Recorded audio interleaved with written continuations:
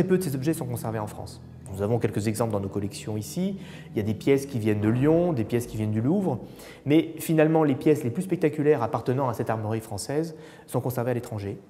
Et l'idée force de l'exposition, c'était de rassembler tous ces éléments et d'essayer de montrer la cohérence de cette production et surtout de montrer sa très grande qualité. On observe tous les petits détails, les petits manques, les petites... Bon, en fait, c'est un objet qui est en excellent état. Donc, moi, je constate toutes les mentions qui ont été indiquées par nos collègues de Dresde. Et en fait, on refera un état contradictoire au départ.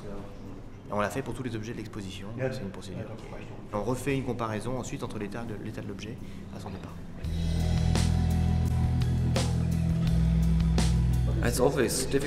C'est toujours difficile à installer. Il ne faut pas abîmer l'armure et il faut aussi qu'elle ait une belle allure. Tout doit être bien positionné et c'est une tâche plutôt difficile.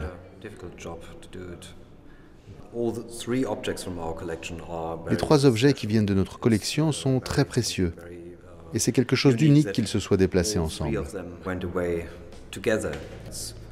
C'est vraiment intéressant de voir tous ces objets ensemble.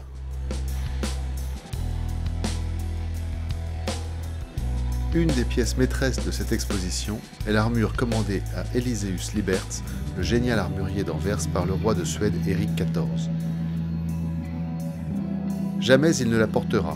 L'ensemble fut capturé par le Danemark lors de son transfert vers Stockholm. Achetée par les lecteurs de Saxe au XVIIe siècle, cette armure n'a jamais quitté Dresde, à part un exil en Union soviétique entre 1945 et 1958. Sa présence au centre de l'exposition sous l'égide de Mars Armure des Princes d'Europe, au musée de l'armée, est donc exceptionnelle. C'est comme une révélation pour moi. Quand vous entrez dans la pièce, c'est comme si Saint Georges descendait du ciel sur son cheval, au milieu de ses chevaliers, pour se battre pour le bien et pour Dieu. C'est merveilleux.